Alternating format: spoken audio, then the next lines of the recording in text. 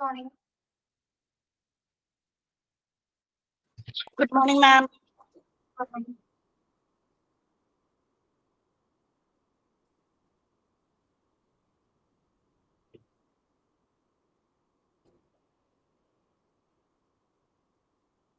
Good morning.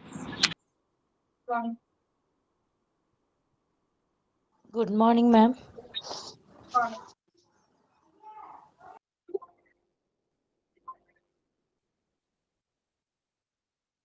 I'm fine. Maybe.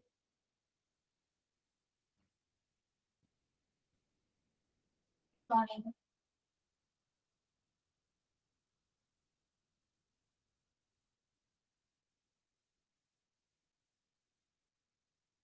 Morning.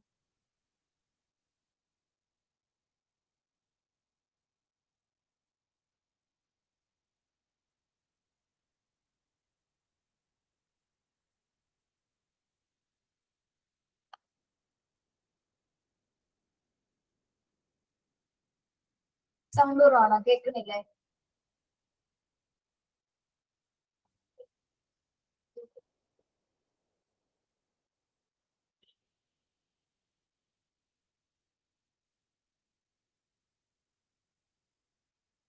എന്തൊക്കെയുണ്ട്? സുഖാണോ?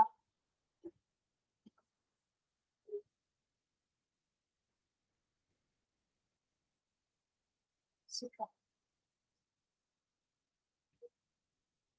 സുഖം.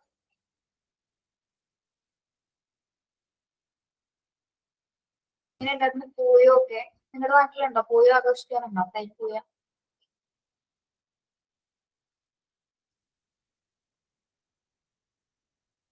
ഇല്ല.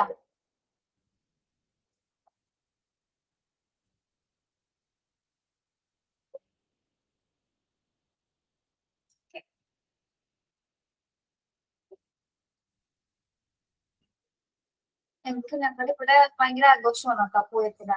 കാവടി, ചെണ്ടമേളം.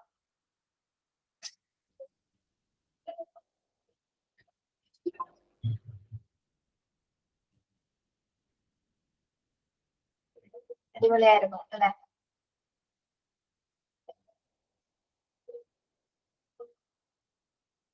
നിങ്ങള് ചെറായി പൂരം ഒന്ന് കേട്ടിട്ടുണ്ടോ? ചെറായി പ്ലേസ് അറിയാവോ?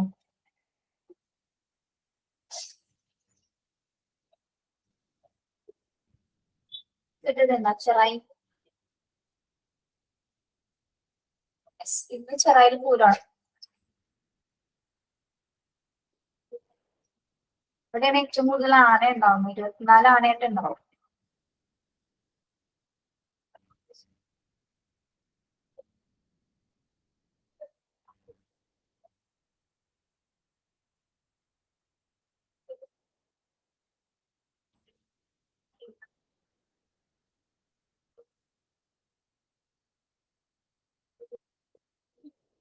ആണോ? വീട്ടില് പോവാറുണ്ടോ ഉത്സവത്തിന്?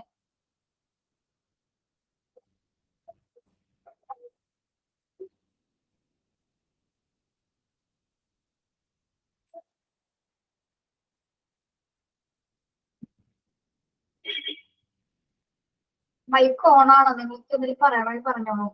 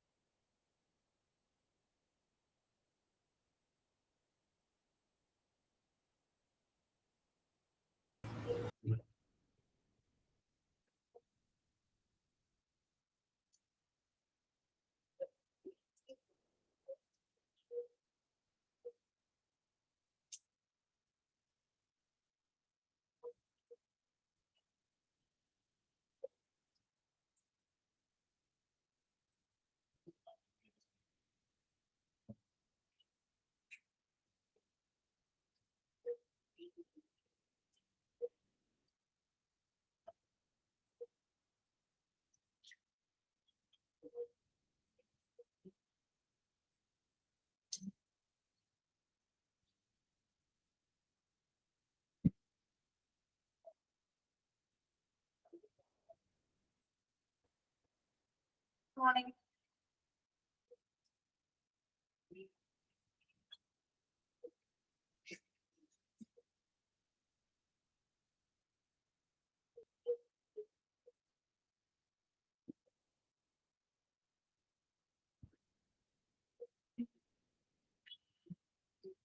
Morning.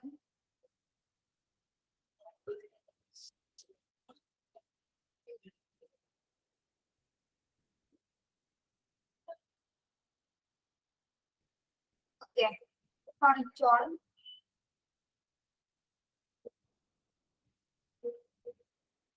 കഴിഞ്ഞ ക്ലാസ്സില് ടെസ്റ്റ്സ് വരെയല്ലേ എടുത്തത്, ഇൻഡിവിജ്വൽ ഒരു ഗ്രൂപ്പ് ടെസ്റ്റ് വരെയല്ലേ എടുത്തത് അല്ലേ? നെക്സ്റ്റ് തുടങ്ങുന്നത് ഇന്റർവ്യൂസ് ആണ് കേട്ടോ. Interviews.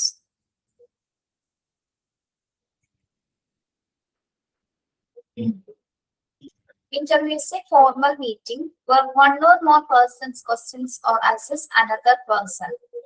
The most widely used selection tool is probably the interview.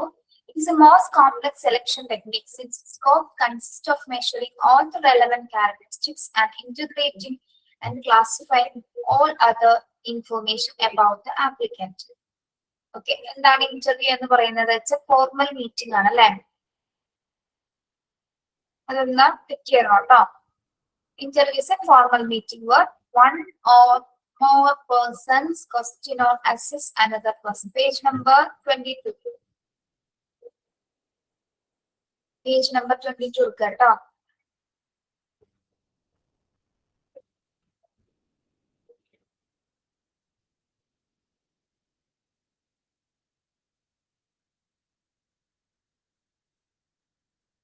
It's a formal meeting. എങ്ങനെയാണ് ഒരു ഇന്റർവ്യൂ നമ്മൾ നടത്തപ്പെടുന്നത്? നോർമൽ ആയിട്ട് ഒരു ഇന്റർവ്യൂ എങ്ങനെയായിരിക്കും? ഒരു പേഴ്സണെ, ഒരു ആപ്ലിക്കന്റിനെ ക്വസ്റ്റ്യൻസ് ചോദിക്കാൻ അറിയാം. എങ്ങനെയാണ് ഇന്റർവ്യൂ ചെയ്യുന്നത്? കമ്മ്യൂണിക്കേഷൻ ആണ്. ആരൊക്കെ തമ്മിലാണ്? ഫേസ് ടു ഫേസ് കമ്മ്യൂണിക്കേഷൻ ആണ്. One or more persons question or assess another person. ഒന്നോ അതിൽ കൂടുതലോ ആൾക്കാര് അല്ലെങ്കിൽ ഉദ്യോഗസ്ഥര് ഒരു പേഴ്സണെ ഡയറക്റ്റ് ആയിട്ട് അസസ് ചെയ്യുന്ന ഒരു മെത്തേഡ് ആണ് എന്ത് ഇന്റർവ്യൂ എന്ന് പറയുന്നത് അല്ലെ? യെസ്, ഇന്റർവ്യൂ ആൻഡ് ഇന്റർവ്യൂവർ അല്ലെ? ഇന്റർവ്യൂവറും ഇന്റർവ്യൂയും തമ്മിലുള്ള ഒരു കോൺവെർസേഷൻ ആണ് അല്ലെ? Yes, okay, very good. അതൊന്ന് പഠിക്കണം കേട്ടോ. Interview is A formal meeting where one or more person question or assess another persons. ചിലപ്പോ ഒരാൾ മാത്രമായിരിക്കും അല്ലെങ്കിൽ ഒന്നിൽ കൂടുതൽ ഇന്റർവ്യൂവേഴ്സ് ഉണ്ടായിരിക്കാം. Okay. The most widely used selection tool is probably the interview. നമ്മൾ ഒരാളെ തിരഞ്ഞെടുക്കുന്ന ഒരു ഓർഗനൈസേഷനിൽ ഒരാളെ കാൻഡിഡേറ്റ്സിനെ തിരഞ്ഞെടുക്കുന്നതിൽ ഏറ്റവും പ്രോബബിൾ ആയിട്ടുള്ള അല്ലെങ്കിൽ ഒരു ഏറ്റവും ഒരു വൈഡ്ലി യൂസ് ചെയ്യുന്ന ഒരു സെലക്ഷൻ ടൂൾ ആണ് എന്ത്? ഇന്റർവ്യൂസ് എന്ന് പറയുന്നത് അല്ലെ? നമ്മൾ കോമൺ എപ്പോഴും കേൾക്കാറ് എന്താണ്? എന്തിനും ഏതിനോട് ഇന്റർവ്യൂസ് അറ്റൻഡ് ചെയ്യാനുണ്ടായിരിക്കും. മറ്റു പറഞ്ഞ പ്രോസസ്സിനേക്കാൾ കൂടുതലായിട്ട് ഇന്റർവ്യൂസിനെ കുറിച്ചിട്ടാണ് നമ്മൾ കൂടുതൽ കേട്ടിട്ടുള്ളത്. Okay, it's A complex selection technique since it's scope consists of measuring all relevant characteristics and interrogating, classifying all other information about the applicant. നമ്മൾ ഇന്റർവ്യൂ ചെയ്യുന്ന സമയത്ത് എന്തൊക്കെ കാര്യങ്ങളാണ് അതിൽ നിന്ന് അസസ് ചെയ്യുന്നത്? ഇതൊരു കോംപ്ലക്സ് ആയിട്ടുള്ള സെലക്ഷൻ ടെക്നിക് ആണ് അല്ലെ? ഒരു കാൻഡിഡേറ്റ്സിനെ തിരഞ്ഞെടുക്കാനുള്ള ഒരു കോംപ്ലക്സ് ആയിട്ടുള്ള ഒരു സെലക്ഷൻ ടെക്നിക് ആണ്. മാത്രമല്ല നമ്മള് ആ വ്യക്തി ഇന്റർവ്യൂ ചെയ്യുന്ന സമയത്ത് എല്ലാ ഇൻഫർമേഷൻ, ആളുടെ ബിഹേവിയർ അടക്കം, ആളുടെ ക്യാരക്ടറിസ്റ്റിക്സ് അടക്കം കംപ്ലീറ്റ് കാര്യങ്ങൾ നമുക്ക് അസസ് ചെയ്യാനായിട്ട് സാധിക്കും. Behaviour, skill, abilities, personal informations അല്ലെങ്കിൽ കരിയർ ഇൻഫോർമേഷൻ, ഇതെല്ലാം തന്നെ നമ്മൾ എന്ത് ചെയ്യുന്നു? കൃത്യമായിട്ട് നമുക്ക് ക്ലാസിഫൈ ചെയ്ത് അനലൈസ് ചെയ്ത് കൃത്യമായിട്ട് ആ വ്യക്തി എന്താണെന്ന് അറിയാനായിട്ട് അത് ഡയറക്റ്റ് കമ്മ്യൂണിക്കേഷൻ മെത്തേഡ് ആണത് ഇന്റർവ്യൂ എന്ന് പറയുന്നത്. Okay, yes yes. Next, interview is defined as a selection technique which enables the employer to view the total individual and directly appraise him and his behavior. പിന്നെ നമ്മളൊരു ഡെഫിനേഷനിൽ പറയുകയാണെങ്കിൽ എങ്ങനെയാണ് interviews defined as selection technique? എങ്ങനെയാണ് നമ്മൾ ഒരാളെ select ചെയ്യുന്നത്? ഇവിടെ എങ്ങനെയാണ് നമ്മൾ സെലക്ട് ചെയ്യുന്നത്? Total individual and directly appraise him and his behaviour.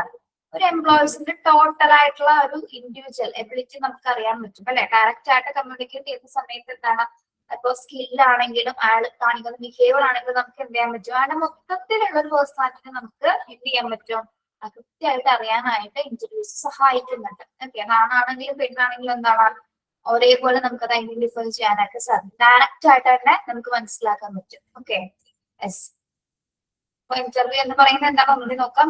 Formal meeting ആണ്. ആരാണ് ഇന്റർവ്യൂ ചെയ്യുന്നത്, ഒരാളാണോ, one or more person question or assess another person.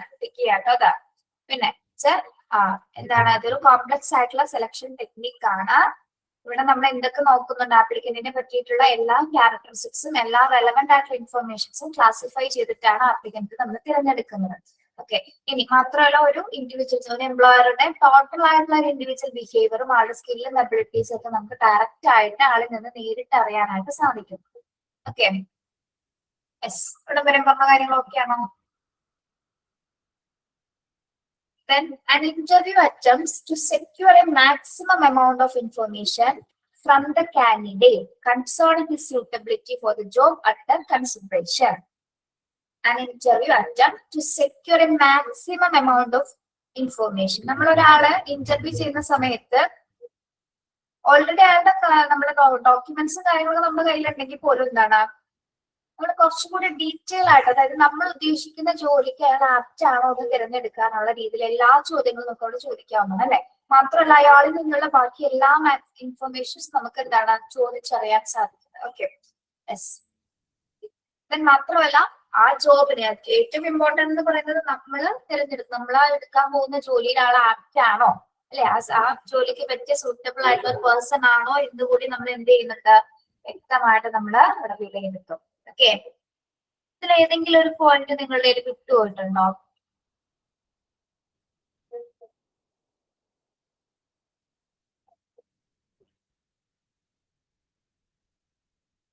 പോയിട്ടില്ലല്ലോ.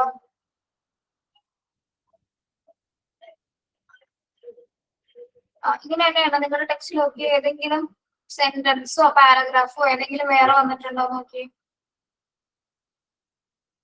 ഇല്ലല്ല, ഇങ്ങനെ തന്നെയാണ്. ഓക്കെ, എല്ലാവരുടെ ടെക്സ്റ്റും അങ്ങനെ തന്നെയല്ലേ? ഓക്കെ,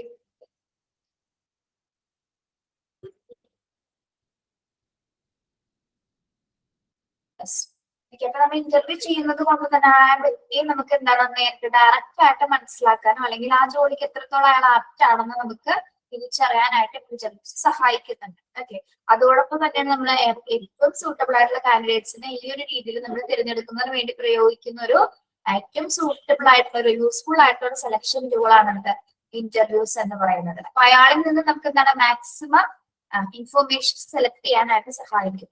ഓക്കെ, ഇനി നമ്മൾ പഠിക്കുന്നത് അപ്പൊ ഇന്റർവ്യൂസ് എന്താണെന്ന് ഏകദേശം ഉദാഹരണം കിട്ടിയല്ലോ, അറിയാവുന്നല്ലേ നിങ്ങൾക്ക്?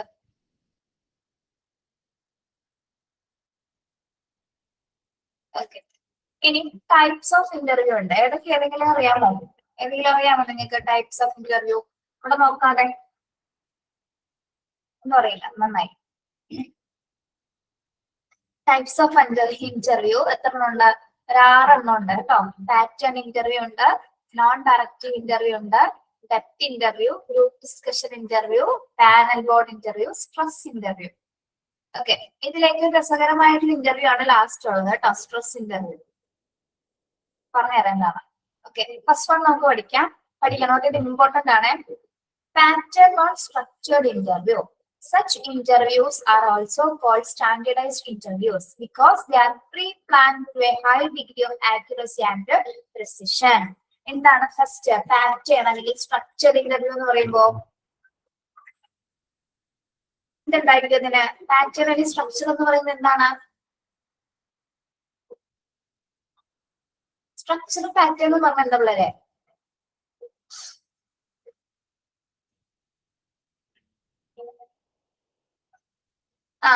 സ്റ്റാൻഡർഡൈസ്ഡ് ആയിട്ടുള്ള ഇന്റർവ്യൂ ആണ് അല്ലെ.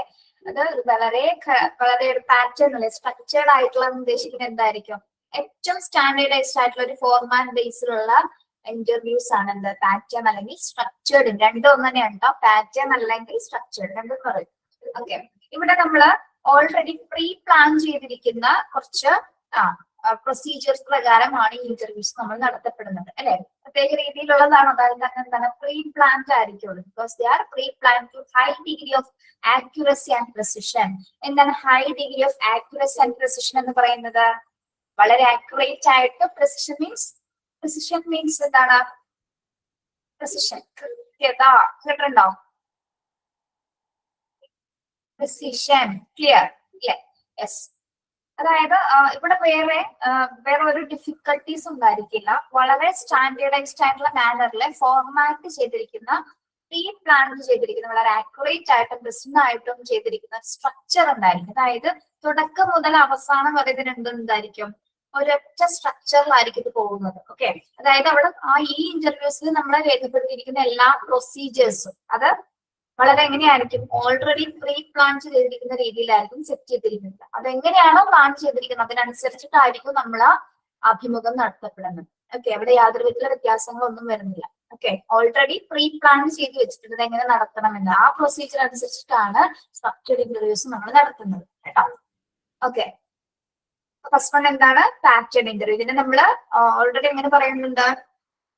സോ കോൾഡ് സ്റ്റാൻഡേർഡൈസ്ഡ് ഇന്റർവ്യൂസ് കേട്ടോ. Okay. Yes. Next one, non-directive free interview. Non-directive and free interview. ഇതിന് സ്ട്രക്ചർ ഉണ്ടായിരിക്കോ? അല്ല.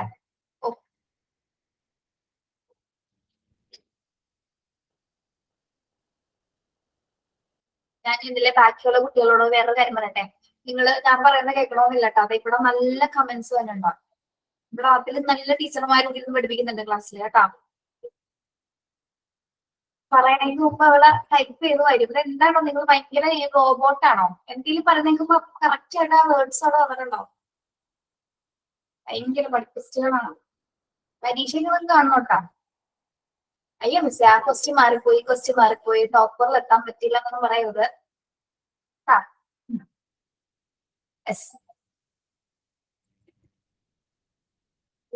അപ്പൊ ഇതിനൊരു സ്ട്രക്ചർ ഇല്ല അല്ലെ. നോൺ ഡയറക്റ്റീവ് എന്ന് പറയുമ്പോൾ തന്നെ എന്താണ്?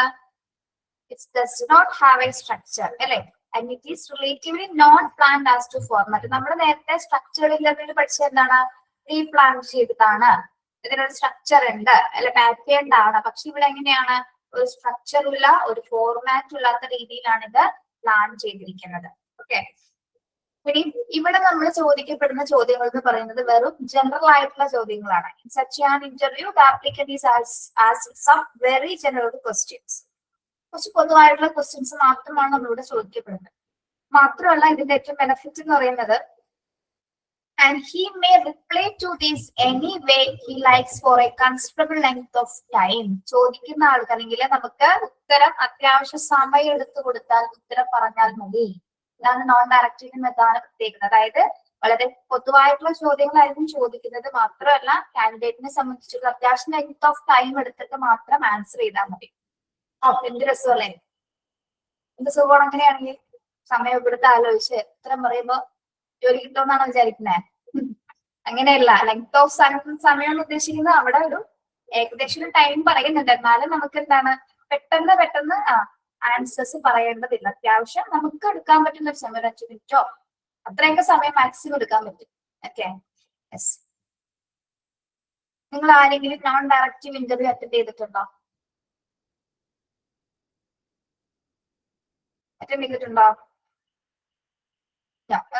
Okay, yes. അപ്പൊ ഒരു ഫോർമാറ്റും ഇല്ലാത്ത, ഒരു പ്രീ പ്ലാനിങ് ചെയ്യാത്ത ഒരു ഫോർമാറ്റാണ് എന്തിനുള്ളത്? നോൺ ഡയറക്റ്റീവിനുള്ളത് അല്ലെ. യെസ്. മാത്രമല്ല ഇവിടെ ഇങ്ങനത്തെ രീതിയിലുള്ള ചോദ്യങ്ങളാണ് നമ്മൾ ചോദിക്കുന്നത്. വെരി ജനറൽ ക്വസ്റ്റ്യൻസ് ആണ്. അത്യാവശ്യം കൺസിഡറബിൾ ആയിട്ടുള്ള ലെങ്ത് ഓഫ് ടൈം എടുത്തിട്ട് ആൻസർ പറഞ്ഞാൽ മതി. അതുകൊണ്ട് തന്നെയാണ് അവിടെ ഫ്രീ ഇന്റർവ്യൂ എന്ന് പറയുന്നത് കേട്ടോ. നോൺ ഡയറക്റ്റീവ് ഫ്രീ ഇന്റർവ്യൂ എന്ന് ഉദ്ദേശിക്കുന്നത് എന്താണ്? നമുക്ക് വളരെ ഫ്രീ ആയിട്ട് എന്താണ് അറ്റൻഡ് ചെയ്യാൻ പറ്റുന്ന ഒരു ടൈപ്പ് ഓഫ് ഇന്റർവ്യൂസ്, ഒരു അഭിമുഖമാണ് എന്താ നോൺ ഡയറക്റ്റീവ് ഫ്രീ ഇന്റർവ്യൂ എന്ന് പറയുന്നത്. Okay, yes, clear?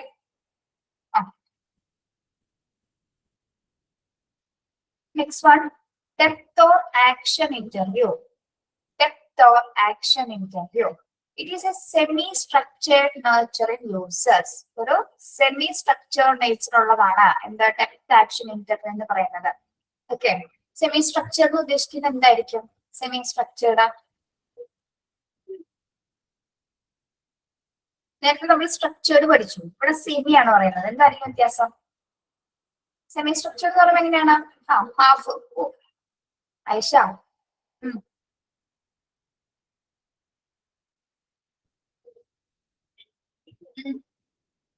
കുറച്ച് പ്ലാനിങ് ഉണ്ട് അല്ലെ?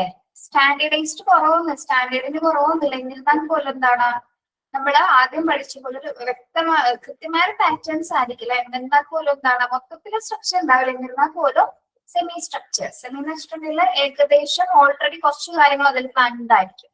ഓക്കെ, അപ്പൊ ഇവിടെ നമ്മൾ ഏത് രീതിയിലുള്ള കാര്യങ്ങളായിരിക്കും ഇന്റർവ്യൂസ് ചെയ്യുന്നത്? The typical subject discussed at such interviews consist of the candidate's home life, education, previous experience, aptitude, entertaining interest and hobbies. Okay. ഈ സെമി സ്ട്രക്ചർ ഇന്റർവ്യൂസിൽ നമ്മൾ ഇൻക്ലൂഡ് ചെയ്തിരിക്കുന്ന കാര്യങ്ങൾ എന്തൊക്കെയാണ്? കാൻഡിഡേറ്റ്സിനെ കുറിച്ചുള്ള കുറച്ച് പേഴ്സണൽ ഇൻഫോർമേഷൻസ് ആണ് ഇവിടെ വരുന്നത് അല്ലെ? പ്രത്യേകിച്ചായിട്ട് ബാക്ക്ഗ്രൗണ്ട് അല്ലെങ്കിൽ ഹോം ലൈഫ്, വീടിന്റെ പശ്ചാത്തലം എങ്ങനെയാണ്, പിന്നെ എഡ്യൂക്കേഷൻ കഴിഞ്ഞിട്ട് അവിടെ ഒരു കോമ ഉണ്ട് കേട്ടോ. എഡ്യൂക്കേഷൻ കഴിഞ്ഞിട്ട് ഒരു കോമ ഉണ്ട് അവിടെ, നമ്മുടെ ടെക്സ്റ്റിലില്ല. അവിടെ ക്വാളിഫിക്കേഷൻസ്, പ്രീവിയസ് ആയിട്ടുള്ള എക്സ്പീരിയൻസ്. പ്രീവിയസ് എക്സ്പീരിയൻസ് എന്ന് പറയുന്നത് എന്തായിരിക്കും? പ്രീവിയസ് എക്സ്പീരിയൻസ് ഏതെങ്കിലും ജോലി ചെയ്തിട്ടുള്ള അതുമായി ബന്ധപ്പെട്ടിട്ടുള്ള എക്സ്പീരിയൻസ് ആയിരിക്കാം. ഓക്കെ, പിന്നെ ആപ്റ്റിറ്റ്യൂഡ് അല്ലെ? നമുക്ക് ഏതിലാണ് ഏറ്റവും കൂടുതൽ ആപ്റ്റിറ്റ്യൂഡ് ഉള്ളത്, ഏത് വർക്കിലാണെന്നുള്ളത്. പിന്നെ എന്റർടൈനിങ് ഇൻട്രസ്റ്റ് ആൻഡ് ഹോബീസ്, ആ വ്യക്തി കാൻഡിഡേറ്റിന്റെ ഇൻട്രസ്റ്റും ഹോബീസ് എന്തൊക്കെയാണ്. ഇത്തരം കാര്യങ്ങളാണ് ഡെപ്ത് ഓർ ആക്ഷൻ ഇന്റർവ്യൂ സെക്ഷൻസിൽ വരുന്നത്. ഇതൊരു സെമി സ്ട്രക്ചേർഡ് ആയിട്ടുള്ള നേച്ചർ ആണ് എന്തിനുള്ളത്? Depth or action interview. ഓരോന്നിന്റെ പേരുകൾ നോക്കണം കേട്ടോ. ഇപ്പൊ നമ്മൾ ആദ്യം പഠിച്ചില്ലേ, പാറ്റേൺ, സ്ട്രക്ചർ, സ്റ്റാൻഡേർഡൈസ്ഡ്, അങ്ങനെ കണ്ടിട്ടുണ്ട്. അത് മൂന്നും ഒന്ന് തന്നെയാണ് കേട്ടോ. പിന്നെ ഡെപ്ത് അല്ലെങ്കിൽ ആക്ഷൻ ഇന്റർവ്യൂ രണ്ടും പറയുന്നുണ്ട്. ഒന്നെങ്കിൽ ഡെപ്ത് ഇന്റർവ്യൂ എന്നായിരിക്കും ചോദിക്കുന്നത്, അല്ലെങ്കിൽ ആക്ഷൻ ഇന്റർവ്യൂ. അപ്പൊ ഏതാണെങ്കിലും ഓർത്ത് വെക്കണം. ആക്ഷൻ ഇന്റർവ്യൂ എങ്ങനെയാണ്? സ്ട്രക്ചേർഡ് ഫോമിലാണോ ആക്ഷൻ ഇന്റർവ്യൂ? അല്ല, സെമി സ്ട്രക്ചേർഡ് നേച്ചർ ആണ്. ഓക്കെ, ഇവിടെ നമ്മൾ ഡിസ്കസ് ചെയ്യുന്ന സബ്ജക്റ്റുകൾ എന്തൊക്കെയാണ്? Home life, education, previous experience, aptitude, interest and hobbies. Okay, next one. Okay, group or discussion interview. In this type of interview, groups rather than individuals are interviewed. എന്തായിരിക്കും group interview അല്ലെങ്കിൽ discussion interview എന്ന് പറയുന്നത്? എന്തായിരിക്കും?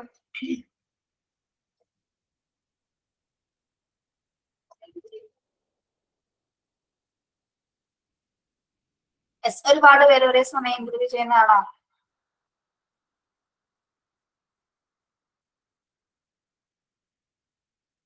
പറഞ്ഞേ.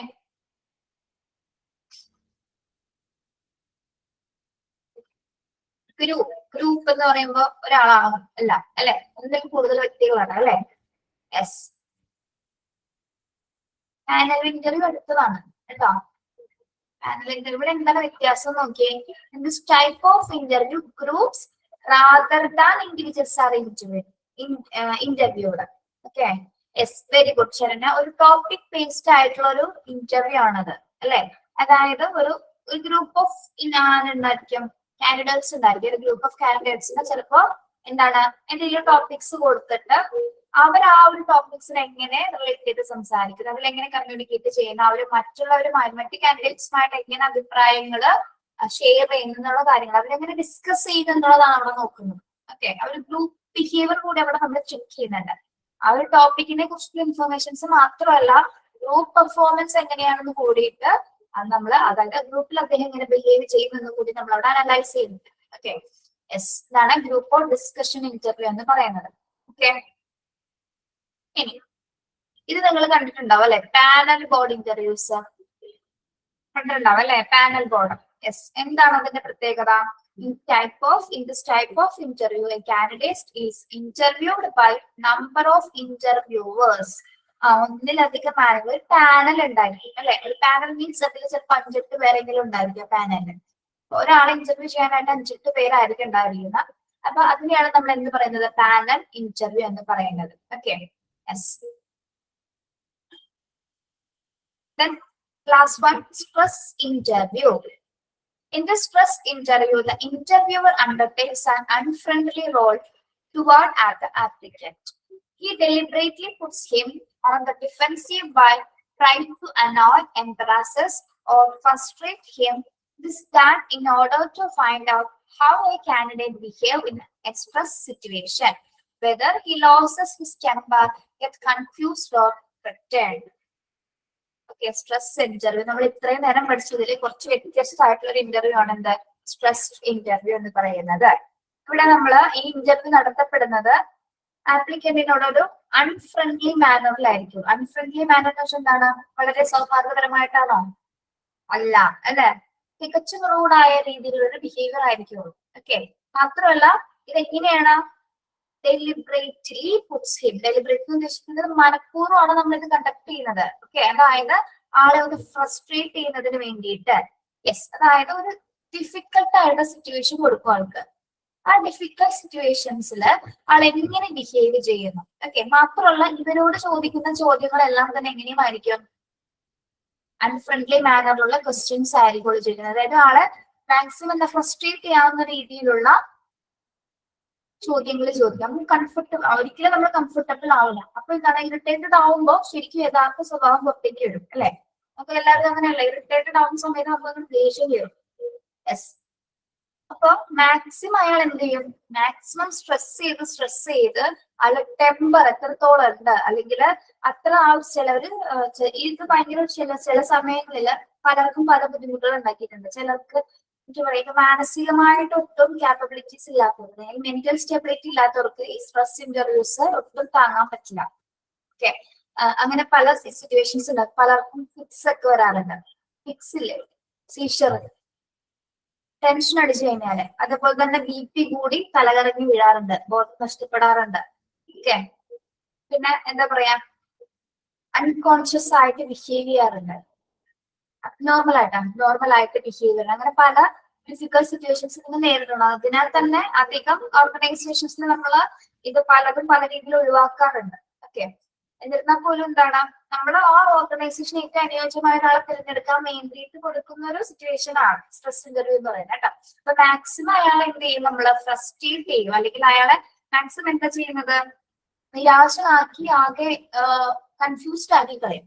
Okay, അത്രയും situation വന്നിട്ടും അയാൾ പിടിച്ചു നിന്ന് അവിടെ സംസാരിക്കുന്നുണ്ടെങ്കിൽ അയാൾ എന്ത് ചെയ്തു, അയാൾ അതിൽ വിജയിച്ചു എന്ന് നമുക്ക് പറയാൻ പറ്റും, അല്ലെ? യെസ്, അത്രയും സ്ട്രെസ്ഫുൾ ആയ സിറ്റുവേഷൻ ആയാലും ചിലപ്പോൾ ചിലവർ ഭയങ്കര ഈസി ആയിട്ട് ഹാൻഡിൽ ചെയ്യും. ചിലർക്ക് ഓൾറെഡി ഇങ്ങനെയൊക്കെ തോന്നുന്നു നോക്കിയാലും ആള് ചിലപ്പോ എന്താണ്, കുലുങ്ങൂല എന്ന് പറയില്ല, നമ്മൾ എന്തൊക്കെ ചെയ്താലും കല്ല് പോലെ ഇരിക്കാന്ന് പറയില്ല, അങ്ങനത്തെ മൈൻഡ് ഉള്ളവരാണ് ഈ ഒരു സിറ്റുവേഷൻസ് ഒക്കെ സിമ്പിൾ ആയിട്ട് കടന്നു പോകും. ഓക്കെ, ഓൾറെഡി അങ്ങനെയുള്ളവർക്ക് ജോലി കിട്ടുകയും ചെയ്യും. ഓക്കെ, യെസ്, അപ്പൊ ഇത് നമ്മൾ ഓൾറെഡി ഫിക്സ് ചെയ്ത് മനഃപൂർവ്വം ചെയ്യുന്നതാണ് കേട്ടോ. മനഃപൂർവ്വം ആ ഒരു സിറ്റുവേഷൻ കൊടുത്തിട്ട്, അല്ലെങ്കിൽ അവരെ കൊണ്ട് ആ രീതിയിലുള്ള അവരുടെ മാക്സിമം ഉള്ളിലേക്ക്, ശരിക്കും പറഞ്ഞാൽ ഇൻഡെപ്ത് ആയിട്ട്, ശരിക്കും ഇവിടെയാണ് നമ്മളെ ഇൻഡെപ്ത് ഇന്റർവ്യൂ എന്ന് വേണമെങ്കിൽ പറയുന്നത്. ഒരാളുടെ ആഴത്തിലേക്ക് നമ്മൾ ചെല്ലാണ്, പ്രത്യേകിച്ച് ദേശീയ രൂപത്തിലാണ് അയാളിലേക്ക് എത്തിച്ചേരുന്നത്, അല്ലെ? യെസ്, ഓക്കെ, അപ്പൊ അത്തരം ടൈപ്പ് ഓഫ് ഇന്റർവ്യൂസ് ആണ് സ്ട്രെസ് ഇന്റർവ്യൂ എന്ന് പറയുന്നത്. Okay,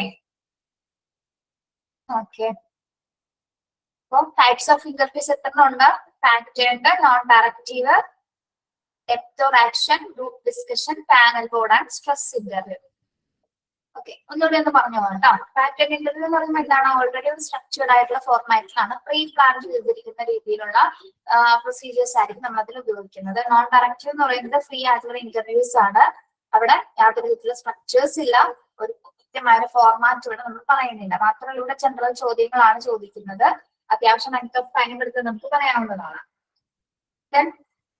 depth or action interview എന്ന് പറയുന്നത് ഇവിടെ കുറച്ച് ടിപ്പിക്കൽ ആയിട്ടുള്ള സബ്ജക്ട്സ് ആണ് നമ്മളിവിടെ നോക്കുന്നത്. പ്രത്യേകിച്ച് കാൻഡിഡേറ്റ്സിന്റെ home life, education, previous experience, aptitude, interest, hobbies ഒക്കെയാണ് നമ്മൾ ഇവിടെ നോക്കുന്നത്.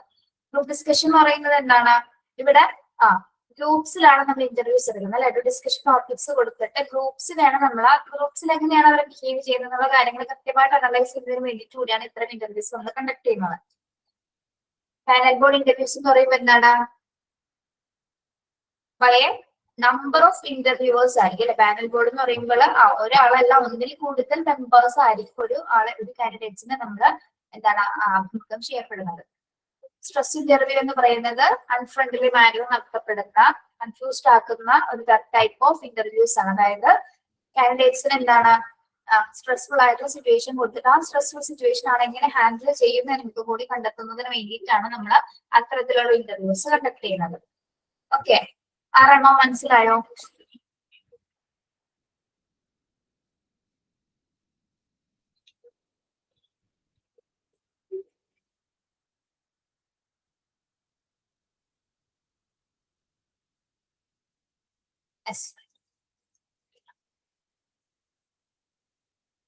ഇത് നോക്കി ചെയ്യണമെന്നോ? ടെക്സ്റ്റ് തന്നെ ഓൾറെഡി പഠിച്ചാൽ മതി കേട്ടോ. അണ്ടർലൈൻ ഒന്നും ചെയ്യണ്ട, ഓൾറെഡി ഇത് പഠിക്കാനുണ്ട്. അപ്പൊ പൈകാട്ടി ഇത് പഠിക്കാം. Okay,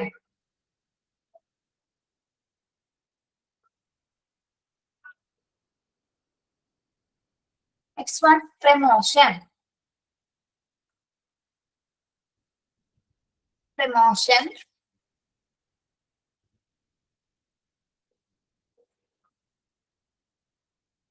yes.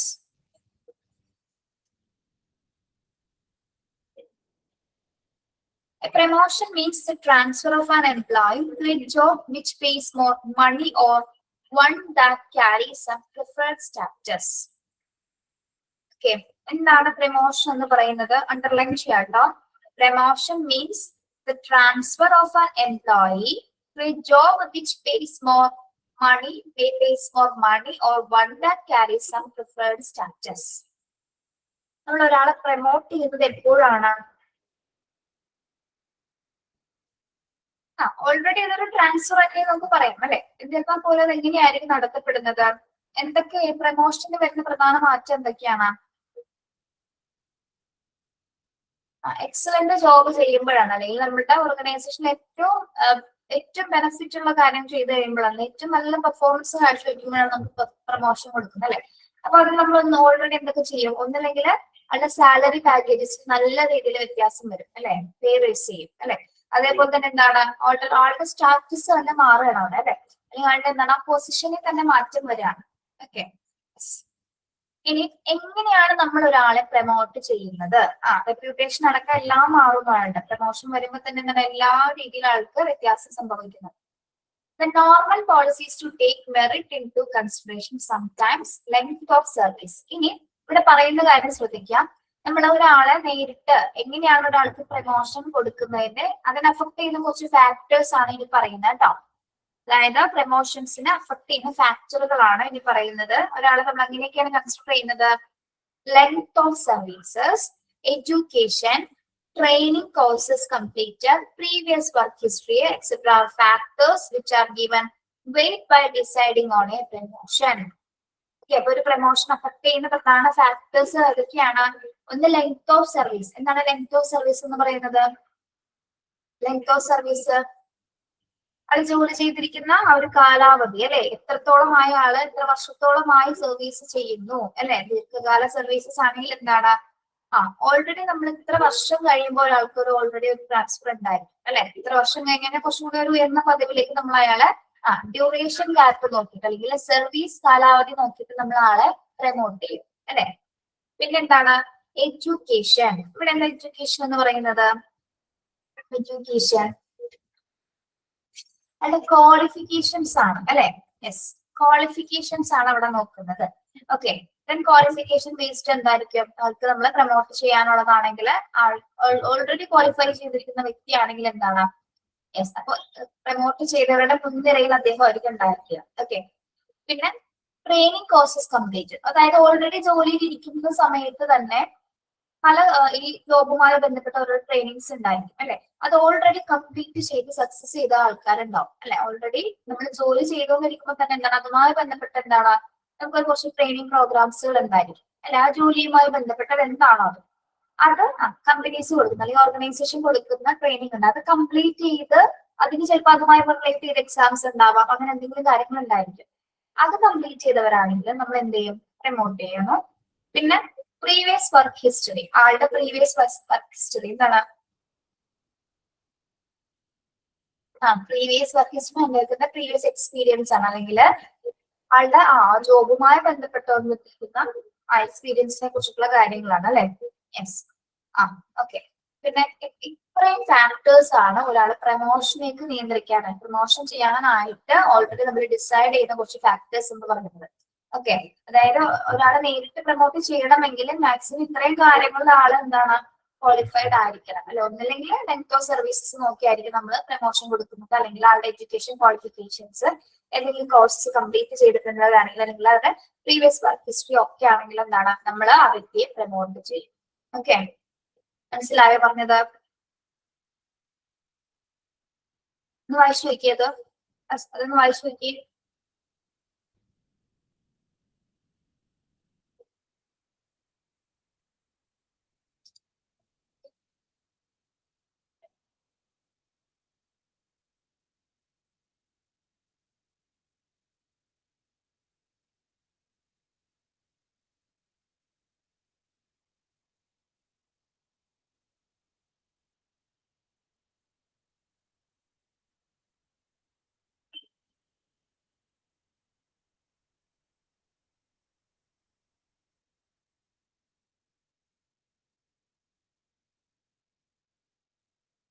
യെസ്. അപ്പൊ ഇത്രയും കാര്യം നോക്കി കഴിയുമ്പോൾ ആളുടെ സാലറി പാക്കേജസിൽ എന്തൊക്കെ വ്യത്യാസമാണ് വരുന്നത്? ഹയർ പേ ആയിരിക്കും അല്ലെ. ഏറ്റവും നല്ല സാലറി അദ്ദേഹത്തിന് പ്രൊമോഷൻ ലഭിക്കില്ലേ, കിട്ടും. അതേപോലെ തന്നെ എന്താണ് റെപ്യൂട്ടേഷൻ കിട്ടും അല്ലെ, നല്ലൊരു സ്റ്റാറ്റസ് ഉണ്ടായിരിക്കും. ഓക്കെ, സാലറി കൂടും, നല്ല സ്റ്റാറ്റസ് ഉണ്ടാവും, അതോടൊപ്പം തന്നെ നല്ലൊരു റെപ്യൂട്ടേഷൻ ആൾക്ക് ആ ഒരു ഓർഗനൈസേഷൻ ലഭിക്കും. ഓക്കെ, അതാണ് പ്രൊമോഷന്റെ ബെനിഫിറ്റ്സ് എന്ന് പറയുന്നത്. Okay, yes. ഇനി അടുത്തത് എന്താണ്? Emotion. Emotion means the lowering down of status, salary and responsibilities of an employee. Demotions, okay, അവിടെ നിൽക്കട്ടെ. ഡിമോഷൻ എന്ന് പറയുന്നത് എന്താണ്? It means lowering down of the status. എന്താ ലോവറിംഗ് ഡൗൺ എന്ന് പറയുന്നത്? നമ്മുടെ പദവി അല്ലെ. പദവി താഴ്ത്താണോ ഉയർത്താണോ താഴ്ത്താണോ? പദവി ഉയർത്താണോ താഴ്ത്താണോ? താഴ്ത്താണ് അല്ലെ. പദവി കുറയ്ക്കുന്നതാണ് അല്ലെ. സാലറി റെസ്പോൺസിബിലിറ്റീസ് എല്ലാം തന്നെ കുറയ്ക്കുന്നത്, ലോവറിംഗ് ചെയ്യുന്നതാണ് എന്ത്? ഡിമോഷൻ എന്ന് പറയുന്നത്. Okay, then demotions serve a useful purpose in the sense that keep employees vigilant and alert to the responsibilities and duties. നമുക്ക് ഒരിക്കലും ഡിമോഷൻ ഒരു തെറ്റായ പ്രവണതയാണെന്ന് എപ്പോഴും പറയാൻ പറ്റില്ല അല്ലെ. ചിലപ്പോൾ ഡിമോഷൻ ചെയ്യുന്നത് നല്ലതിന് വേണ്ടിയിട്ടാണ് അല്ലെ. എന്തുകൊണ്ടായിരിക്കാം? ആള് പിന്നെ അത് ആവർത്തിക്കാൻ വേണ്ടിയിട്ടായിരിക്കും അല്ലെ. ചിലപ്പോൾ ഡിമോഷൻ ചെയ്യുന്ന പല കാരണങ്ങളുണ്ടായി. ബിഹേവിയറൽ ആയിട്ടുള്ള പ്രശ്നങ്ങൾ എന്തായിരിക്കാം, അല്ലെങ്കിൽ ഓഫീസിൽ എന്തെങ്കിലും തരത്തിലുള്ള ഓഫീസ് റിലേറ്റഡ് ആയിട്ടുള്ള കാര്യങ്ങളായിരിക്കും. ഓക്കെ, മീൻസ് ബിഹേവിയറോ അങ്ങനെ എന്തെങ്കിലും ആയിരിക്കും, അല്ലെങ്കിൽ നമ്മുടെ ഓർഗനൈസേഷന് ഇല്ലീഗൽ ആയിട്ടുള്ള എന്തെങ്കിലും കാര്യങ്ങൾ ചെയ്താലും ചിലപ്പോൾ എന്താണ് ഡിമോട്ട് ചെയ്യാറുണ്ട്. ഓക്കെ, അത് കൊടുക്കുന്ന എന്തിനു വേണ്ടിയിട്ടാണ്? പിന്നീട് അത് ആവർത്തിക്കാതിരിക്കാൻ വേണ്ടിയിട്ടാണ് നമ്മൾ ആളെ ഡിമോട്ട് ചെയ്യുന്നത് അല്ലെ. അപ്പൊ അങ്ങനെ ഒരു ഇത് വരുമ്പോൾ ചിലവർ നന്നാവത്തില്ല അല്ലെ. ചിലവരത് പിന്നെയും ആവർത്തിക്കാതിരിക്കും, പക്ഷെ ചിലവരെന്താണ് അത് തന്നെ കണ്ടിന്യൂ ചെയ്യും. അങ്ങനെ കണ്ടിന്യൂ ചെയ്യുന്നവരാണ് നമ്മൾ ഡിസ്മിസ് ചെയ്യുന്നത് അല്ലെ, അല്ലെങ്കിൽ ഓഫീസിൽ നിന്ന് പുറത്താക്കുന്നത്. പക്ഷെ ഒരു തരത്തിൽ നോക്കി എന്താണ് ഡിമോഷൻ നല്ലൊരു കാര്യമാണ്. പിന്നീട് നമ്മൾ ആ ചെയ്ത കാര്യം ആവർത്തിക്കാതിരിക്കാൻ വേണ്ടിയിട്ടാണ് അത്തരത്തില് പദ്ധതി റെസ്പോൺസിബിലിറ്റീസ് ഒക്കെ കുറച്ച് കൊടുക്കുന്നത്, അല്ലെങ്കിൽ സാലറിയിൽ വരെ ഒരുപാട് വേരിയേഷൻസ് അവർക്ക് സംഭവിക്കുന്നത്. Okay, clear? ഞാൻ പറഞ്ഞ പോയിന്റ് അണ്ടർലൈൻ ചെയ്ത്. Demotion means the lowering down of status, salary and responsibilities of an employee. Okay,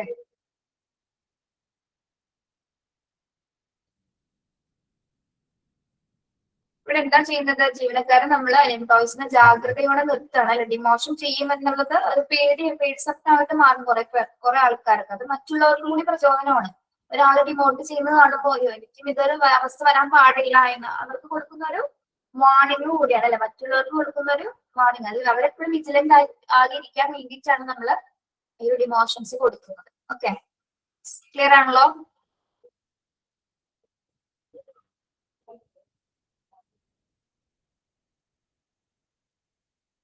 ഇനി transfer. A transfer is a horizontal or lateral movement of an employee from one job, section, department, or position to another at the same or another place where the salary, status, and responsibility are the same. Okay. എന്താണ് transfer എന്ന് പറയുന്നത്? തിരശ്ചീനമായ അല്ലെങ്കിൽ lateral ആയിട്ടുള്ള movements എന്ന് നമ്മൾ ഇതിനെ പറയുന്നത്. അതായത് ആ ഓർഗനൈസേഷനുമായി ബന്ധപ്പെട്ട രീതിയിലുള്ള ഒരു സ്ഥലം മാറ്റ പ്രക്രിയയെ സൂചിപ്പിക്കുന്നതാണ് അല്ലെ. യെസ്, അതായത് ഒരു ജോലിയിൽ നിന്ന് ചിലപ്പോൾ ഒരു സെക്ഷനിൽ നിന്നായിരിക്കും ആൾ മാറുന്നത്, അല്ലെങ്കിൽ ഡിപ്പാർട്ട്മെന്റിൽ നിന്ന് അല്ലെങ്കിൽ പൊസിഷനിൽ നിന്നോ ആ പൊസിഷനിൽ സെയിം പൊസിഷനിലേക്ക്, ഒരിക്കലും താഴ്ന്ന പദവിയിലേക്കാണ് നമ്മൾ ട്രാൻസ്ഫർ ചെയ്യുന്നത് ആളെ. താഴ്ന്നതിലേക്കാണോ? അല്ല, സെയിം സാലറിയോടുകൂടി സെയിം സ്റ്റാറ്റസും സെയിം റെസ്പോൺസിബിലിറ്റീസ് ഒക്കെ ഒന്നിലും വ്യത്യാസം വരുന്നില്ല. പക്ഷെ പ്ലേസിൽ മാത്രം ചിലപ്പോൾ എന്താണ് ആള്, അതായത് നമ്മുടെ ഒരു അനദർ ഓർഗനൈസേഷൻ മറ്റൊരു ബ്രാഞ്ചസിൽ ഉണ്ടെന്ന് പറയില്ല നമ്മള്, അതേപോലെ ഏതെങ്കിലും അനദർ ബ്രാഞ്ചിലേക്കായിരിക്കും ആൾ ട്രാൻസ്ഫർ ചെയ്യുന്നത്, അല്ലെങ്കിൽ ഏതെങ്കിലും മറ്റൊരു ഡിസ്ട്രിക്റ്റിലേക്ക്. ഓക്കെ, മാറ്റം മാത്രമാണ് കൊടുക്കുന്നതല്ലാതെ മറ്റൊന്നിലും ആൾക്ക് വ്യത്യാസം വരുന്നില്ല. Okay, yes. It is generally does not consist of a promotion, demotion, or a change in job status other than movement from one job or place to another. Transfer are generally effected to build up a more satisfactory work team. Okay, ഇവിടെ എന്താ പറയുന്നത്? It generally does not consist of a promotion, demotion. Transfer എന്ന് പറയുമ്പോൾ പ്രമോഷനും ഡിമോഷനും കുറച്ച് വ്യത്യസ്തമായിട്ടാണ് നിൽക്കുന്നത്. Promotion കൊടുക്കലാണോ transfer എന്ന് പറയുന്നത്? അല്ല. ഡിമോഷൻ ആണോ? അല്ല. എന്താണ്? സെയിം പദവിയിൽ തന്നെ ആൾക്ക് സ്ഥലം മാത്രമാണ് നമ്മൾ മാറ്റുന്നത്. ഓക്കെ, പല പല കാരണങ്ങളാൽ മാറ്റുന്നതായിരിക്കും. അല്ലെങ്കിൽ എവിടെയെങ്കിലും വേക്കൻസീസ് വരുന്ന സമയത്ത്, അല്ലെങ്കിൽ ഓൾറെഡി ഇവിടെ എംപ്ലോയീസ് കൂടുന്ന സമയത്ത് ഓൾറെഡി ചിലപ്പോൾ എന്താണ് നമ്മളൊരു ട്രാൻസ്ഫർ ആവശ്യപ്പെട്ടേക്കാം അല്ലെ. എംപ്ലോയീസ് തന്നെ ആ ട്രാൻസ്ഫർ ആവശ്യപ്പെടാറില്ലേ? പല പല കാരണങ്ങൾ കൊണ്ട്. ചിലപ്പോൾ മാരേജ് റീസൺസ് ആവാം, മറ്റെന്തെങ്കിലും ഹെൽത്ത് ഇഷ്യൂസ് ആവാം, എന്തെങ്കിലും ആണെങ്കിലും നമ്മൾ അങ്ങോട്ട് ആവശ്യപ്പെടാറുണ്ട്. അങ്ങനെ പല കാരണങ്ങളാണ് ട്രാൻസ്ഫർ ചെയ്യാറുണ്ട്. ഓക്കെ, ഇനി transfers are generally affected to build up a more satisfactory work team. എന്താണ് ഈ ട്രാൻസ്ഫർ കൊണ്ട് നമുക്ക് എങ്ങനെയുള്ള ഒരു വർക്ക് ടീമിനെ കണ്ടെത്താൻ കഴിയും?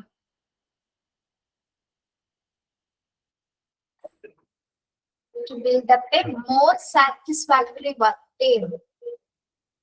ഈ ട്രാൻസ്ഫർ അഫക്ട് ചെയ്യുന്നത് ആരെയാണ് ഉദ്ദേശിക്കുന്നത്? എന്താണ്? കൂടുതൽ തൃപ്തികരമായിട്ടുള്ള വർക്ക് ടീമിനെ എന്താണ് ബിൽഡ് ചെയ്തെടുക്കാൻ, അല്ലെങ്കിൽ കൂടുതൽ ഏറ്റവും നന്നായിട്ട് വർക്ക് ചെയ്യുന്ന ഒരു സാറ്റിസ്ഫൈഡ് ആയിട്ടുള്ള ടീംസിനെ എടുത്തെടുക്കാനായിട്ട് നമുക്ക് ട്രാൻസ്ഫർ കൊണ്ട് സാധിക്കുമെന്നാണ് പറയുന്നത്. Okay, yes. അപ്പോ ഞാൻ ചോദിക്കട്ടെ, എല്ലാവരെയും നമ്മൾ ട്രാൻസ്ഫർ ചെയ്യോ?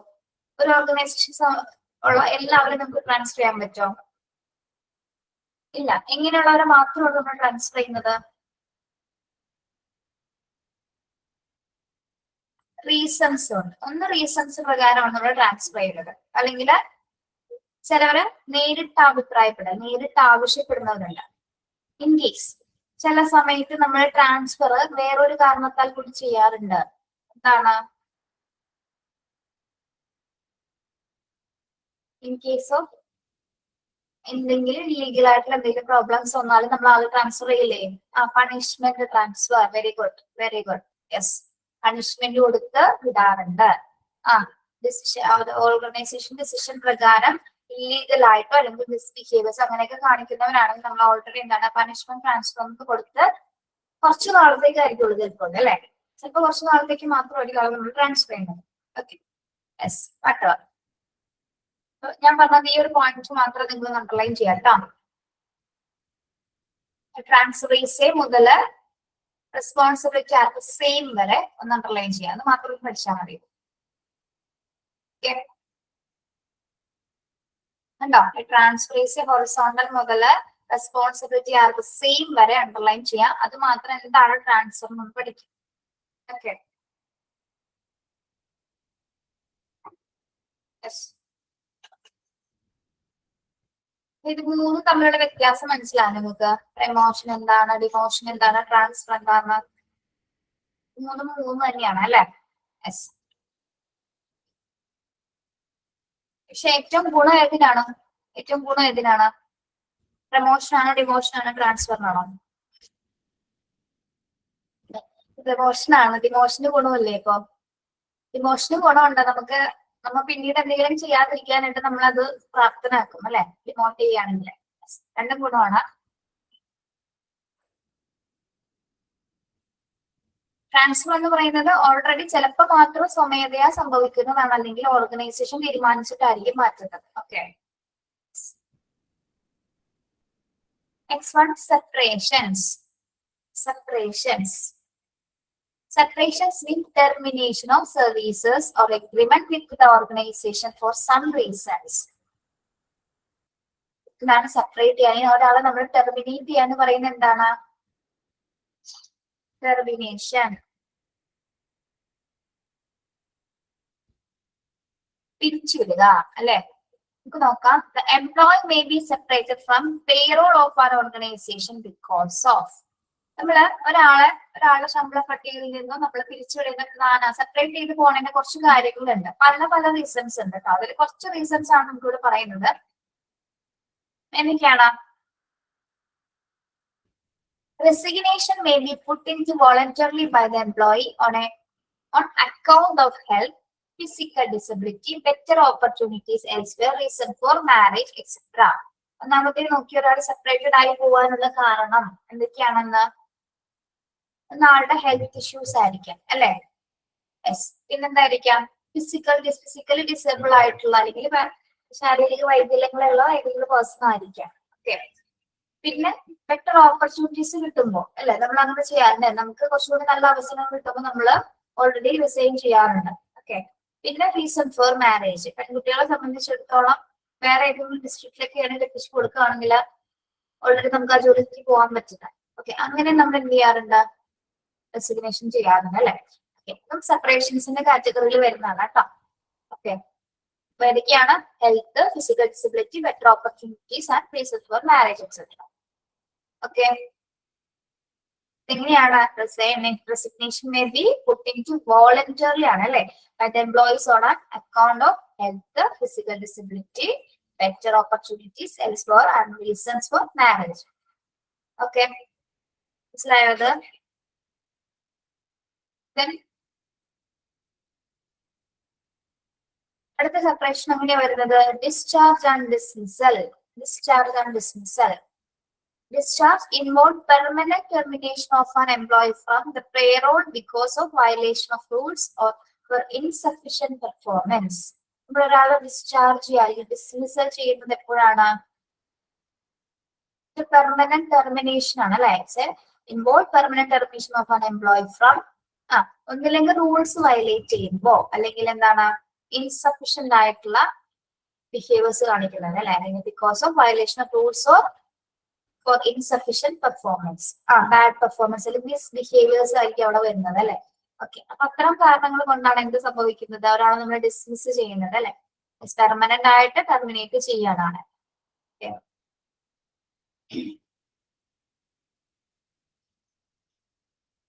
വയലേഷൻ ഓഫ് റൂൾസും ഇൻസഫിഷ്യന്റ് പെർഫോമൻസും ഇത് ഉള്ള അത്തരം ബേസിക് ആയിട്ടുള്ള ഇൻസിഡൻസ് ഉണ്ടാവുമ്പോഴാണ് നമ്മൾ ഡിസ്മിസ് ചെയ്യുന്നത്.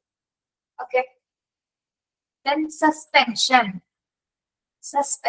refers to an HR related action in which the employee is terminated from work for a specific period of time, usually without pay, as a form of a disciplinary action. ഒരു human റിസോഴ്സുമായി ബന്ധപ്പെട്ട് വരുന്നൊരു termination procedure ആണ് അല്ലെ. അതായത് ഒരാളെ നമ്മൾ suspend ചെയ്യുന്നത് എങ്ങനെയാണ്? ടെമ്പററി ആയിട്ട്, താൽക്കാലികമായിട്ടാണ് നമ്മള്, അതായത് ഒരു അച്ചടക്ക നടപടി എന്നോണം തന്നെ എന്താണ്, ഒരു സ്പെസിഫിക് പീരീഡിലേക്ക് നമ്മൾ എന്ത് ചെയ്യും? വിത്തൗട്ട് പെയിലാണ് അല്ലെ. വിത്ത് പെയിലാണോ? അല്ല. ശമ്പളത്തോടു കൂടിയാണോ ആളെ നമ്മള് സസ്പെൻഡ് ചെയ്യുന്നത്? അല്ല, without pay as A form of disciplinary action. Okay, suppose suspension എന്ന് പറയുന്നത് HR റിലേറ്റഡ് ആയിട്ടുള്ള ഒരു ആക്ഷൻ ആണ്. അത് നമ്മൾ എംപ്ലോയീസിനെ ടെർമിനേറ്റ് ചെയ്യുന്നത് എങ്ങനെയാണ്? ഒരു സ്പെസിഫിക് പീരീഡിലേക്ക്, ഒരു താൽക്കാലിക പീരീഡിലേക്ക് മാത്രം ആളെ നമ്മൾ എന്ത് ചെയ്യുന്നു? സസ്പെൻഡ് ചെയ്യുന്നു. അത് വിത്തൗട്ട് പേയോട് കേട്ടോ. ശമ്പളത്തോടു കൂടിയല്ല, ശമ്പളമില്ലാത്ത സിറ്റുവേഷൻസ് ആണ് നമ്മൾ ആളെ സസ്പെൻഡ് ചെയ്യുന്നത്. ഓക്കെ, മനസ്സിലായോ? സസ്പെൻഷൻ.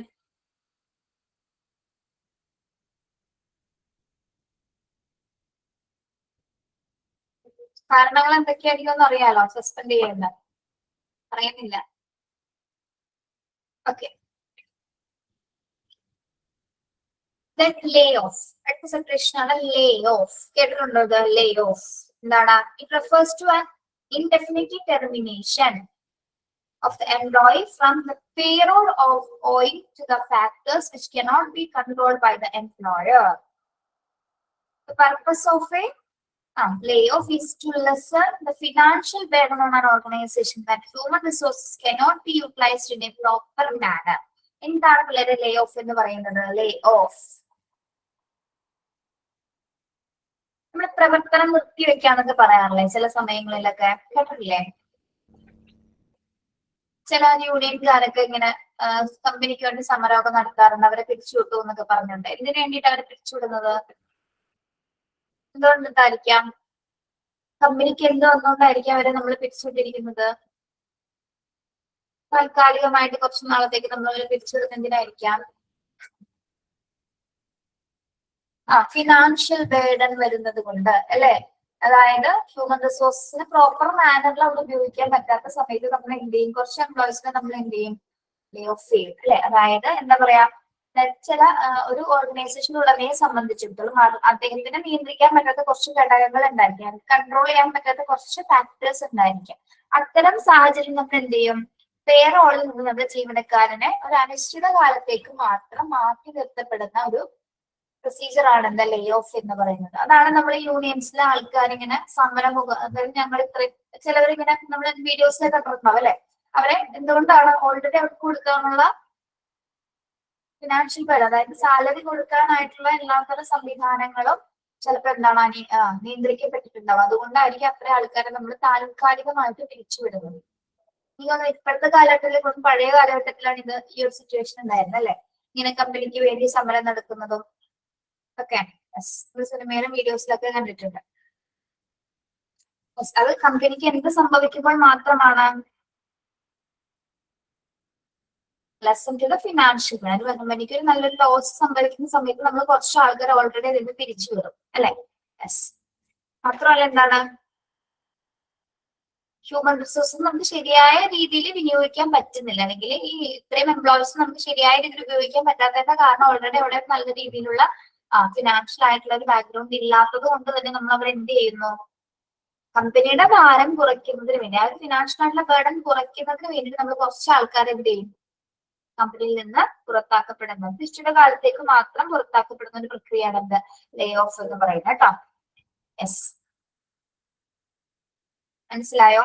ഇതും ഒരു ടൈപ്പ് ഓഫ് ടെർമിനേഷൻ ആണ്.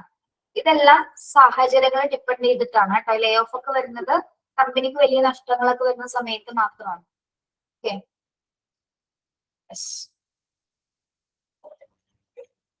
ഇങ്ങോട്ട് നോക്കാം സെപ്പറേഷൻസ് എങ്ങനെയാണ്. ഓൾറെഡി വോളണ്ടറി ആയിട്ട് നമ്മൾ എംപ്ലോയീസിനെ സെപ്പറേറ്റ് ചെയ്യുന്നത് എങ്ങനെയാണ്? അവരുടെ ഹെൽത്ത് ഇഷ്യൂസ് ഫിസിക്കൽ ആയിട്ടുള്ള മുതൽ അല്ലെങ്കിൽ മറ്റു ഓപ്പർച്യൂണിറ്റീസ് കിട്ടുമ്പോൾ, അല്ലെങ്കിൽ മാരേജ് പോലുള്ള മറ്റെന്തെങ്കിലും സിറ്റുവേഷൻസ് വരുന്ന സമയത്ത്, പിന്നെ പേറോളിൽ തന്നെ റൂൾസ് എന്തെങ്കിലും വയലേഷൻസ് കാണിക്കുകയാണ്, ഇൻസഫിഷ്യന്റ് പെർഫോമൻസ് കാണിക്കുന്ന സമയത്ത് ആളെ നമ്മൾ ഡിസ്ചാർജ് ചെയ്യോ ഡിസ്മിസ് ചെയ്യോ ചെയ്യുന്നുണ്ട്. സസ്പെൻഡ് ചെയ്യുന്നത് ഒരു സ്പെസിഫിക് പീരീഡിലേക്ക് മാത്രമാണ്. HR റിലേറ്റഡ് ആയിട്ടുള്ള ആക്ഷൻ ആണ് അല്ലെ? എല്ലാ ഹ്യൂമൻ റിസോഴ്സുമായി ബന്ധപ്പെട്ട് നമ്മൾ ഓൾറെഡി ഈ സെപ്പറേഷൻ മെത്തേഡ് ഉപയോഗിക്കുന്നുണ്ട്, സസ്പെൻഷൻ എന്ന് പറയുന്നത്. ഓക്കെ, അതൊരു ഒരു താൽക്കാലിക പീരീഡിലേക്ക്, ഒരു സ്പെസിഫിക് പീരീഡിലേക്ക് മാത്രം നമ്മൾ വിത്തൗട്ട് പേയിൽ ആളെന്ത് ചെയ്യുന്നു? സസ്പെൻഡ് ചെയ്യുന്ന പ്രക്രിയയാണ് സെപ്പറേഷൻസ് എന്ന് പറയുന്നത്. ലേ ഓഫ് എന്ന് പറയുന്നത് എന്താണ്? The indefinite termination of employee from payroll of all factors which cannot be controlled by the employer. അതായത് കമ്പനിക്ക് ഒരു പ്രത്യേക സിറ്റുവേഷൻസിൽ, അതായത് ജീവനക്കാർക്ക് നമ്മുടെ എന്താ പറയാ മനുഷ്യവിഭവശേഷി അല്ലെങ്കിൽ ഹ്യൂമൻ റിസോഴ്സിനെ കൈകാര്യം ചെയ്യാൻ പറ്റാത്ത സിറ്റുവേഷൻ, അതായത് ഒരു ഫിനാൻഷ്യൽ ആയിട്ടുള്ള ഒരു ബേർഡൻ ഇല്ലാതാക്കുന്നതിന് വേണ്ടിയിട്ട്, അല്ലെങ്കിൽ കമ്പനിക്ക് എന്തെങ്കിലും ഒരു ലോസ് സംഭവിക്കുമ്പോൾ മാത്രമാണ് നമ്മൾ അതിൽ നിന്ന് കുറച്ച് തൊഴിലാളികൾ, കുറച്ച് എംപ്ലോയീസിനെ നമ്മൾ എന്ത് ചെയ്യുന്നത്? നീക്കം ചെയ്യുന്നത്. ഓക്കെ, ചിലപ്പോൾ കുറെ നാളത്തേക്ക് എന്ത് ചെയ്യാം? ചിലപ്പോൾ കമ്പനി തന്നെ ഓപ്പൺ ചെയ്യുന്നുണ്ടാവില്ല, അല്ലെങ്കിൽ ഓർഗനൈസേഷൻ തന്നെ കുറെ നാളെ ചിലപ്പോൾ കൂട്ടിയിട്ടെന്ന് വരാം. Okay, yes. അപ്പൊ ഈ ഒരു രീതിയിലാണ് നമ്മൾ എന്ത് ചെയ്യപ്പെടുന്നത്? ഓർഗനൈസേഷൻസിൽ സെപ്പറേഷൻസിൽ ടെർമിനേഷൻസ് നടത്തപ്പെടുന്നത്. ഓക്കെ, മനസ്സിലായോ? വലിയ സംശയം ചോദിക്കും കേട്ടോ.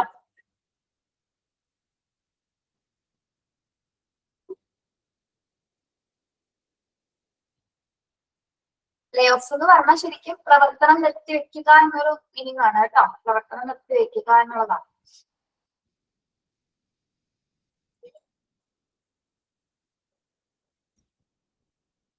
വായിച്ചു നോക്കാവോ?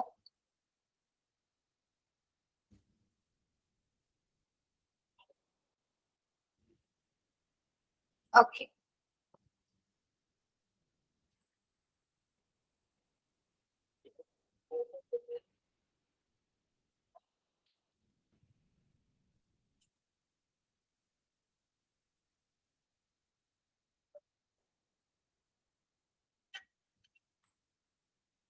എല്ലാവർക്കും ക്ലിയർ ആണോ? നമ്മുടെ ക്ലാസ്സിലെ കുട്ടികൾ കുറവാണല്ലോ.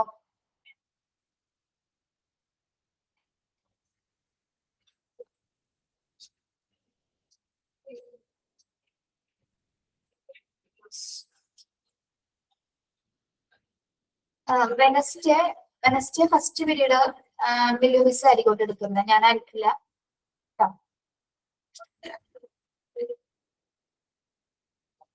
ഓക്കെ. ഇത്രയും മതി കേട്ടോ. ഇതാണേ ചോദിക്കാനുണ്ടോ?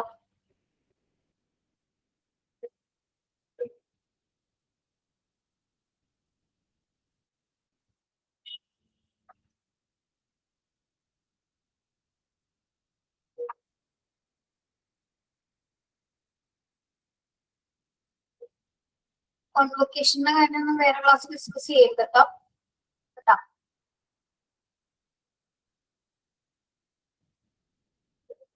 നിങ്ങളോട് ചെയ്യാൻ പറഞ്ഞ കാര്യങ്ങൾ നിങ്ങൾ ചെയ്തോളൂ, ബാക്കി ഞാൻ ചെയ്തോളാം.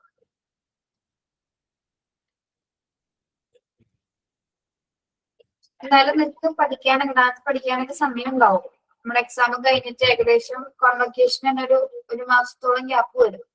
ആ ഒരു പീരീഡിൽ നിങ്ങൾ പ്രാക്ടീസ് ചെയ്താലും മതി കേട്ടോ. ഇവിടെ ഇത്രയും പേരുടെ സർട്ടിഫിക്കറ്റ് ഒക്കെ അടിച്ചു വരണ്ട, അപ്പൊ തന്നെ ഒരു മാസത്തോളം സമയം എടുക്കും. Okay, thank you. Thank you. Have A nice day.